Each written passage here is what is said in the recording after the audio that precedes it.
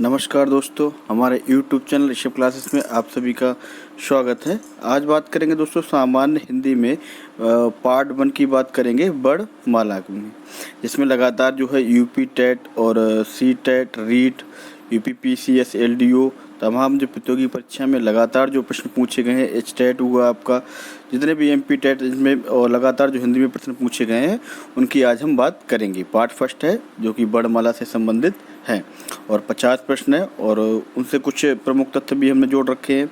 आइए देखते हैं दोस्तों प्रश्नों की ओर। और दोस्तों प्रश्नों को बढ़ने से पहले हमारे चैनल को आप लोग जरूर सब्सक्राइब कर लीजिएगा, जिससे आपको नोटिफिकेशन जो है वो समय समय पे प्राप्त हो सके और आपको लेटेस्ट वीडियो प्राप्त हो सके। आप लोग देख लेते हैं वीडियो और चैनल सब्सक्राइब नहीं करते हैं। तो आइए देखते हैं दोस्तों, सामान्य हिंदी वर्णमाला की बात करेंगे तो जिसका उच्चारण बिना अवरोध अथवा विघ्न बाधा के होता है उन्हें क्या कहते हैं? वर्ण कहते हैं। एक तो बात ये रही। और उच्चारण में जो तत्व होते हैं वो दो प्रमुख तत्व होते हैं। कौन कौन से? स्वर और व्यंजन। अगर हिंदी में स्वर वर्णों की संख्या की बात करें तो दोस्तों कितनी होती है? 11। और अगर हिंदी में अगर व्यंजन वर्गों की संख्या की बात करें तो कितनी है? 41। अगला देख। और हिंदी में जो हर्ष स्वर हैं वो कितने हैं? आ, ई, उ, ए और री, ये है आपकी हिंदी में हर्ष स्वर। अगर दीर्घ स्वर की अगर बात करें तो आ, ई, उ, आप सभी को खैर पता होगा। और संयुक्त व्यंजन की बात स्वर की बात करें तो ए, ओ और ओ। दोस्तों ध्यान रखना, ये इंपॉर्टेंट है।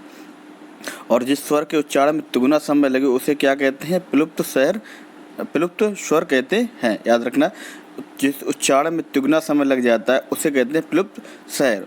और अयोगवाह वर्ण कौन कौन से होते हैं? अंग, आहा जो हैं वो अयोगवाह वर्ण होते हैं। आगे देखते हैं। कंठ, तालु, मूर्धा, दंत तथा ओष्ठ स्थानों के स्पर्श से बोले जाने वाले शब्द हैं वो क्या कहलाते हैं? स्पर्श व्यंजन। और हिंदी में जो है मूलतः वर्णों की संख्या कितनी है? बताई गई है 52। अभी तो दोस्तों बात हो गई है कुछ प्रमुख टॉपिक की, और जो हमने जोड़ रखे हैं उनको भी देख लेते हैं। प्रत्येक वर्ग के प्रथम और द्वितीय वर्ग को जो है तथा फा, सा को अघोष व्यंजन कहते हैं। प्रथम और द्वितीय जो वर्ग है वर्ग को जो क्या कहते हैं? अघोष व्यंजन कहते हैं। और प्रत्येक वर्ग के जो तृतीय, चतुर्थ और पंचम वर्ग हैं उनको क्या कहते हैं? सघोष कहते हैं। याद रखना दोस्तों, तृतीय, चतुर्थ और पंचम वर्ग के जो आते हैं अंतर्गत वर्ग के अंतर आते हैं उन्हें कहते हैं सघोष। और जो प्रथम और द्वितीय वर्ग के अंतर्गत आते हैं उन्हें कहते हैं अघोष व्यंजन। आगे देखते हैं। प्रत्येक वर्ग को जो है प्रथम और तृतीय, पंचम वर्ग को, अंतस्थ वर्ग को अल्पप्राण व्यंजन कहते हैं। ये भी याद रखना। आगे देखते हैं। प्रत्येक वर्ग के द्वितीय और चतुर्थ वर्ग वर्ण ऊष्म वर्ग को महाप्राण भी कहते हैं। जैसे है डड़ा, उड़ा, ड़ा, न और मा नासिक व्यंजन हैं। और यार अलावा कौन है? अंतस्थ व्यंजन है, जिसमें रा एक लुंठित व्यंजन है और ला एक पाश्चिक व्यंजन है। ये दोस्तों तो लगातार प्रतियोगी परीक्षा में पूछे हैं तभी मैंने बनाए हैं, ऐसे नहीं बनाए हैं। अभी देखते हैं आगे इनको। और सा हा दोस्तों ये क्या होती है? ऊष्म व्यंजन होते हैं 4। सा हा। आगे आती है। हिंदी में जो है देवनागरी लिपि में कुल कितने? 52 वर्ण हैं। और व्यंजनों के नीचे जब एक तिरछी रेखा जो है लगाई जाए तो उसे कहते हैं हलंत कहते हैं। ये भी याद रखना। और हिंदी वर्णमाला में है 5 जो नए व्यंजन हैं, छ, तर, ज्ञा, ड़ा और ड़ा जोड़े गए हैं। और याद रखना दोस्तों, छा जो है का और धन सा से मिलकर बना हुआ है। त्रा जो है वो ता धन रा से मिलकर बना हुआ है। जो ज्ञा है वो जा प्लस उहाँ। यहाँ पे दोस्तों उहाँ इस तरह का उहाँ था, यहाँ पे थोड़ा मिस्टेक है, जहाँ प्लस वहाँ से। और जो स्रा बना है आपको स्रा स और प्लस रा से, ये जो है संयुक्त व्यंजन कहलाते हैं। आइए दोस्तों अब देखते हैं कुछ और 2-4 प्रश्न है। हिंदी भाषा में प्रत्ययन की दृष्टि से जो ला है वो कैसा है? पाश्चिक व्यंजन है। हिंदी में ड़ा दोनों उत्पन्न उच्छिप्त व्यंजन है। ड़ा जो है वो कौन सा है? उच्छिप्त व्यंजन है। या और बा जो है दोनों ही अंतस्थ तथा अर्धस्वर हैं। और अर्धस्वर की बात करें तो यार अलावा में या और बा जो है तो कैसे हैं? अर्धस्वर है और यही अंतस्थ व्यंजन है। अगर बात करें तो आ, ई, ये क्या है? अग्रस्वर हैं। कौन कौन से? ई है, बड़ी ई है, ए है, ए अग्रस्वर हैं। और आ एक जो है दोस्तों वो क्या है? मध्य स्वर है। आ, उ, ऊ, ओ, ये क्या है दोस्तों? ये है पच स्वर हैं। ये दोस्तों लगातार पेपर में ये पूछे गए हैं, इसीलिए मैंने बना दिए हैं आपके। यूपी टेट हुआ चाहे सी टेट हुआ चाहे कुछ भी हुआ, लगातार जब अगर वर्णमाला से अगर पूछा जाएगा तो आपको इनसे जरूर मिल जाएगा। जो री है वो मूर्धन्य स्वर है, ये भी याद रखना। ला एक दंत स्वर है। अंग्रेजी से आए हुए शब्दों वाली मात्रा को आगत स्वर कहते हैं। जैसे कि डॉक्टर हुआ, डॉक्टर का डॉक्टर है, कॉलेज है, कॉल है, ये सब अंग्रेजी शब्द हैं। इनसे जो आई हुई जो भी शब्दावली होती है वो क्या कहलाती है? आगत स्वर कहलाती है। अब आगे देखते हैं दोस्तों प्रश्नों की ओर। जो लगातार प्रश्न पूछे गए हैं वो हमने 50 प्रश्न बनाए हैं आज के पार्ट फर्स्ट में। पहले देखते हैं पहला प्रश्न क्या है। UPGDC हिंदी एग्जाम 2014 में पूछा गया उच्चारण के आधार पर आ है क्या है दोस्तों? अभी हमने पढ़ा था ऊपर, क्या है? आ जो है ओष्ठ है, मूर्ध है, तालव्य है या कंठ है? तो दोस्तों आ क्या है? कंठ है। आगे देखते हैं या रा ला व व्यंजनों को कहते हैं। अभी ऊपर बताया था दोस्तों क्या कहते हैं? स्पर्श व्यंजन, अंतस्थ व्यंजन, ऊष्म व्यंजन, उपयुक्त में से कोई नहीं। दोस्तों यूपीपीसीएस प्री एग्जाम 2013 में पूछा गया था। या रा ला व्यंजनों को जो कहते हैं वो अंतस्थ व्यंजन कहते हैं। तो 20 का जो है राइट ऑप्शन हो जाएगा। अगला देखते हैं हिंदी के जिन वर्णों का उच्चारण करते समय केवल सांस का प्रयोग किया जाता है उन वर्णों को कहते हैं। अघोष कहते हैं, सघोष कहते हैं, अल्पप्राण कहते हैं, महाप्राण कहते हैं। दोस्तों जो उच्चारण करते समय जो है सांस का जो प्रयोग किया जाता है उन वर्णों को कहते हैं अघोष। इसका जो है ए ऑप्शन राइट हो जाएगा। हिंदी वर्णमाला में ऊष्म व्यंजन कौन से हैं? अभी मैंने ऊष्म व्यंजन दोस्तों ऊपर बताए थे कौन कौन से हैं, सा और हा। इसका जो राइट ऑप्शन है वो ए ऑप्शन राइट हो जाएगा। अगला देखते हैं महाप्राण ध्वनियाँ व्यंजन वर्ग में किससे संबंधित हैं? तो दोस्तों जो महाप्राण ध्वनियाँ जो आती हैं वो दूसरा और चौथा वर्ग के अंतर्गत आती हैं। इसका जो राइट ऑप्शन है वो सी ऑप्शन राइट हो जाएगा। ये दोस्तों यूपी TGT जो हिंदी एग्जाम जो है 2013 में पूछा गया था। अगला बात करते हैं निम्न में अर्ध स्वर कहलाता है। या है, माँ है, रा है और ला है। तो दोस्तों या जो है वो अर्ध स्वर कहलाता है। इसका ए ऑप्शन जो है वो राइट हो जाएगा। ये यूपी TGT हिंदी एग्जाम 2013 में पूछा गया था। अगला आता है प्रत्यय के आधार पर ला किस प्रकार की ध्वनि है? पार्श्विक है, उच्छिप्त है, परिक्रमित है या संघर्षशील है? दोस्तों भी हम लोगों ने पढ़ा था ऊपर, तो ला जो है एक पार्श्विक जो है ध्वनि है। इसका जो राइट ऑप्शन हो जाएगा ए ऑप्शन राइट हो जाएगा। ये नेट जो है हिंदी में पूछा गया था 2015 में। अगला आता है दोस्तों निम्नलिखित में कौन सा जो है शब्द अमात्रिक है? कारखान है, अमात्रिक है, अवताब है, कलरव है या चहचहाना है? तो दोस्तों इसका जो राइट आंसर हो जाएगा वो कलरव हो जाएगा, क्योंकि शब्द जो अमात्रिक शब्द जो है कौन सा जिसमें मात्रा नहीं है? कलरव। इसका जो सी ऑप्शन है वो राइट हो जाएगा। ये पूछा गया था यूपी टेट 2014 में जो है पूछा गया था। अगला देखते हैं छा वर्ड जो है किसके योग से बना है? तो आप सभी को पता है का प्लस सा से। ये राइट ऑप्शन है, फर्स्ट ऑप्शन राइट हो जाएगा। ये यूपी का TT के 2013 में पूछा गया था। अगला देखते हैं। अगला है हिंदी शब्दकोश में अंग आ किस वर्ड के साथ आता है? औ, आ, अंघा, आ। तो दोस्तों जो आ के अंतर्गत आता है अंग हा। इसका जो राइट ऑप्शन हो जाएगा वो बी ऑप्शन राइट हो जाएगा। ये यूपी टेट एग्जाम 2013 में पूछा गया था। अगला आता है निम्न में महाप्राण वर्ण है। था है, का है, वाह है और चा है। दोस्तों महाप्राण वर्ण जो है वो उसमें आता है था। तो इसका जो राइट ऑप्शन है ए ऑप्शन राइट हो जाएगा। ये हरियाणा टेट में पूछा गया था 2013 में। अगला आता निम्न में से दंतव्य वर्ण है। या, चा, ता, उ। तो दोस्तों जो दंतव्य वर्ण है वो ता है। इसका जो राइट ऑप्शन हो जाएगा वो सी ऑप्शन राइट हो जाएगा।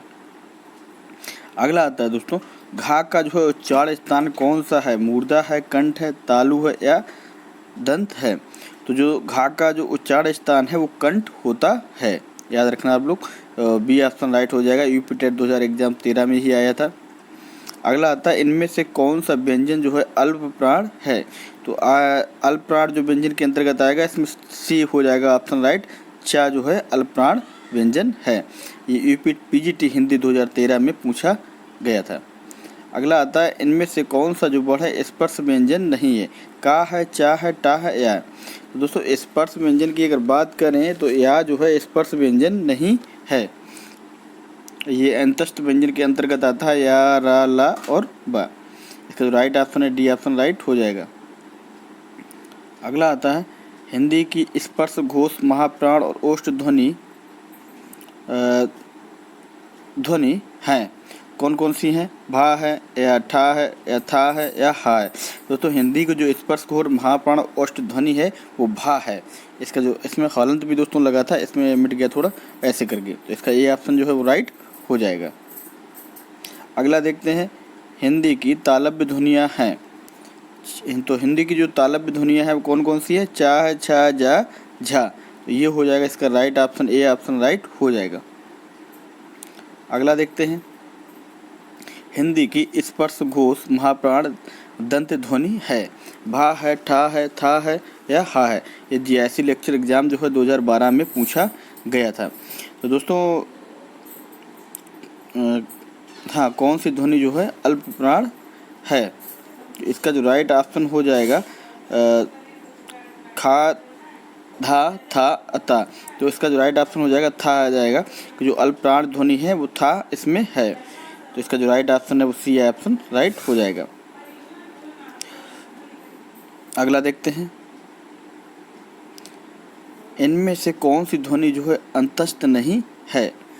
तो इनमें से जो अंतस्थ ध्वनि नहीं है, वाह है, वाह है, रा है, ला, ये तीनों दोस्तों जो है अंतस्थ अंतर्गत आती हैं, यारा लावा। और जो बा है वो अंतस्थ नहीं होगा। इसका बी ऑप्शन जो है वो राइट हो जाएगा। यूपी पीजीटी जो हिंदी एग्जाम 2011 में पूछा गया था। अगला आता है दा ध्वनि।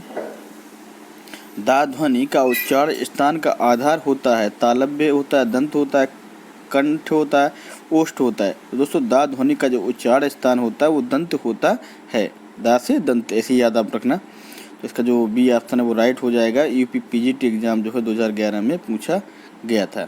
अगला देखते हैं किस शब्द में री स्वर नहीं है। कृपा में, कृष्णा में, दृष्टि में, या रिवाज में। तो दोस्तों जो रिवाज शब्द है इसमें री स्वर नहीं है। इसका जो राइट ऑप्शन हो जाएगा डी ऑप्शन हो जाएगा। ये रीट में पूछा गया था 2011 में, जो राजस्थान का टेट होता है। अगला किन ध्वनियों के अनुसार कहा जाता है। क्या कहा जाता है। स्वर के बाद आने वाली नासिक ध्वनियाँ, या स्वतंत्र रूप से उच्चरित ध्वनियाँ, या स्वर के साथ आने वाली ध्वनियाँ, या व्यंजन के बाद आने वाली ध्वनियाँ। दोस्तों जो स्वर के बाद आने वाली जो है नासिक ध्वनियाँ को जो है अनुस्वार कहा जाता है। तो इसका जो राइट ऑप्शन हो जाएगा ए ऑप्शन राइट हो जाएगा। अगला देखते हैं कौन सा वर्ड जो है ओष्ठ नहीं है। माँ है, बा है, ऊ है और आ है। दोस्तों ओष्ठ नहीं है, माँ भी है, बा भी है और ऊ भी है। आ जो है ओष्ठ वर्ड नहीं है। तो इसका जो राइट ऑप्शन हो जाएगा डी ऑप्शन राइट हो जाएगा। अगला देखते हैं। अगला आता है कौन सा वर्ड जो है घोष नहीं है। रा है, ता है, ला है और ड़ा है। तो दोस्तों जो रा भी है वर्ड घोष, और ला भी है, ड़ा भी है। जो नहीं आता है वो ता जो है वो नहीं आता है। इसका जो राइट ऑप्शन हो जाएगा तो बी ऑप्शन राइट हो जाएगा। ये राजस्थान टेट में जो 2011 में पूछा गया था। अगला देखते हैं वर्ड शब्द का अर्थ नहीं होता है। रंग है, आकाशी है, जाति है, अक्षर है। तो दोस्तों जो वर्ड शब्द है रंग भी होते हैं, वर्ड है जाति भी होती है, वर्ड होते अक्षर भी होते हैं। वर्ड माने आकाश नहीं होता है, इसका अर्थ नहीं निकलता है। तो बी ऑप्शन इसका जो है राइट हो जाएगा। अगला आता है अल्पप्राण ध्वनियों का समूह कौन है। का, खा, गा, चा, जा, ता, था, ना, टा, ड़ा, ड़ा। तो दोस्तों जो अल्पप्राण ध्वनि है वो चा, जा, उआ है। ये उआ है दोस्तों इस तरीके का। इसका जो राइट ऑप्शन हो जाएगा बी ऑप्शन राइट हो जाएगा। अल्पप्राण ध्वनियों के जो अंतर्गत आते हैं चा, जा, उआ आते हैं। अगला देखते हैं निम्नलिखित में कौन जो है मूर्धन्य ध्वनि नहीं है। टा है, ठा है, डा है, ड़ा है। तो दोस्तों जो मूर्धन्य ध्वनि नहीं है वो है ड़ा। अंकी बिंदी है ड़ा के नीचे, ये इसका राइट ऑप्शन हो जाएगा डी। बाद बाकी जो है मूर्धन्य ध्वनि है। ये पूछा गया था, यूपी टीजीटी हिंदी एग्जाम जो हुआ था 2011 का पेपर, उसमें आया था। अगला देखते हैं, निम्नलिखित में से एक अल्पप्राण ध्वनि है, का है, खा है, घा है और धा है। तो दोस्तों जो अल्पप्राण ध्वनि है इसमें पूछा गया निम्नलिखित में से एक अल्पप्राण ध्वनि है।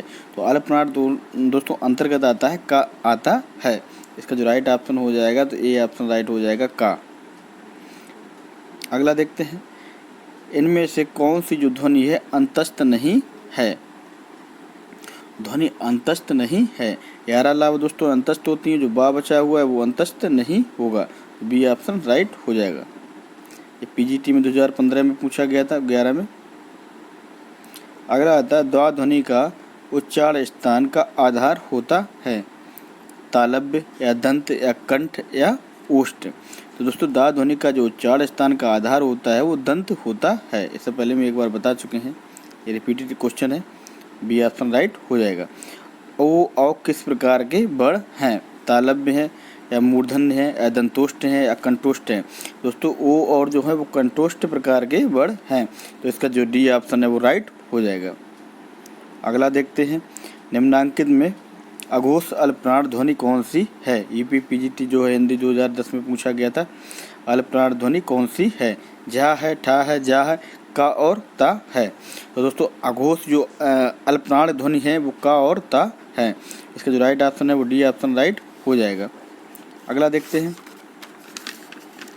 वर्णमाला किसे कहेंगे। तो किसे कहेंगे, शब्द समूह को, वर्णों के संकलन को, या शब्द गणना को, या वर्गों के व्यवस्थित समूह को।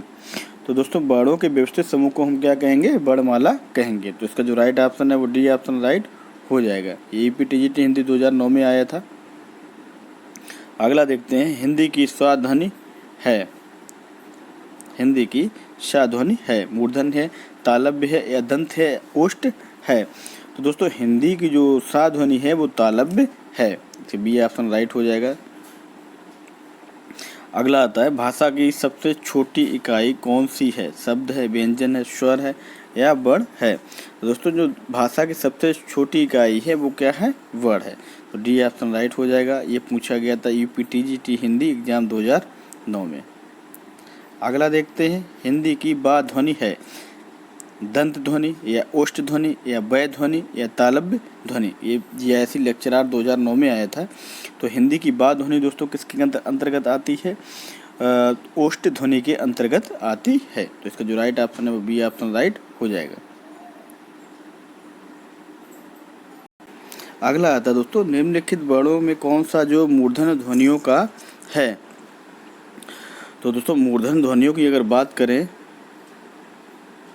तो चा, जा है, झा है, या टा है, ठा है, डा है, ड़ा है, या पा है, फा, बा, भा, या ता, था, धा, धा। तो दोस्तों जो मूर्धन्य ध्वनियों का है वो है टा, ठा, ड़ा, ड़ा। इसका जो राइट ऑप्शन हो जाएगा तो बी ऑप्शन जो है वो राइट हो जाएगा, टा, ठा, ड़ा, ड़ा। अगला देखते हैं, अगला आता है, निम्न में से कौन सा जो है दंत ध्वनि है। का है, छा है, ता है और पा है। दोस्तों दंत ध्वनि कौन सी है, ता आती है, ता अंतर्गत। ये सी ऑप्शन का वो राइट हो जाएगा। ये जीआईएससी लेक्चर 2009 में पूछा गया था। अगला आता है, निम्नलिखित ध्वनियों में से कौन सी जो है दंतोष्ठ है। था है, फा है, मा है और वा है। तो दोस्तों जो दंतोष्ठ है ध्वनि वो वा आएगी। इसका जो राइट ऑप्शन हो जाएगा तो डी ऑप्शन राइट हो जाएगा। ये जैसी एक लेक्चर एग्जाम 2009 में पूछा गया था। अगला आता है, निम्नलिखित में से कौन सा जो है स्वर जो है समृद्ध है। आ है, औ है, ई है, ए है। तो दोस्तों समृद्ध जो स्वर है वो आपका ए अंतर्गत आएगा, ई के अंतर्गत आ जाएगा। तो इसका जो राइट ऑप्शन हो जाएगा वो सी ऑप्शन राइट हो जाएगा। ये जीआईएससी लेक्चर एग्जाम जो है 2009 में पूछा गया था। अगला आता है, हिंदी वर्णमाला में व्यंजनों की संख्या कितनी है। 32 है, 33 है, 34 है या 35 है। तो दोस्तों हिंदी वर्णमाला में जो व्यंजनों की संख्या है वो 33 है। इसका जो राइट ऑप्शन हो जाएगा वो तो बी ऑप्शन राइट हो जाएगा, 33। ये यूपी बीएड एग्ज़ाम 2008 में पूछा गया था। अगला आता है चा और छा वर्ण का उच्चारण स्थान कौन सा है? तालु है, मूर्धा है, ओष्ठ है या कंठ है? तो दोस्तों चा और छा जो है वो तालु के अंतर्गत आते हैं, उनका जो उच्चारण स्थान है वो तालु है। तो इसका जो राइट ऑप्शन है वो ए ऑप्शन राइट हो जाएगा। 45 इनमें से कौन सा जो है वर्ण स्वर है? इसका दोस्तों आप लोग ऑप्शन बताएंगे कौन सा ऑप्शन राइट होगा। ये 5 जो क्वेश्चन है वो हम आपके लिए छोड़ रहे हैं दोस्तों, आप लोग खुद कमेंट बॉक्स में बताएंगे इनके राइट आंसर कौन कौन से होंगे। और दोस्तों आगे बढ़ने से पहले हमारे चैनल को एक बार जरूर सब्सक्राइब कर लीजिएगा, जिससे नोटिफिकेशन जो है आपको समय समय पे मिल सके। अगला आता है इनमें से ओ का उच्चारण स्थान कौन सा है? ये भी दोस्तों आपको ही को बताना है। अगला है निम्नलिखित में कौन सा अंतस्थ व्यंजन कौन सा है? ये भी आपको कमेंट बॉक्स में बताना है 47 का आंसर। अगला आता है निम्नलिखित में कौन सा स्वर नहीं है? दोस्तों ये भी आपको बताना है। और हिंदी वर्णमाला में स्वरों की कुल संख्या कितनी है? ये भी आपको कमेंट बॉक्स में बताना है। और घा का उच्चारण स्थान कौन सा है? ये भी आपको बताना है। तो आपको 5% जो है वो छोड़ दिए हमने, इनके आंसर नहीं बताए हैं, आपको कमेंट बॉक्स में बताना है कि इनके आंसर कौन से होंगे। तो दोस्तों ये थे पार्ट 1 और पार्ट 2 दोस्तों फिर लेकर आएंगे। और आज के लिए दोस्तों इतना ही, धन्यवाद।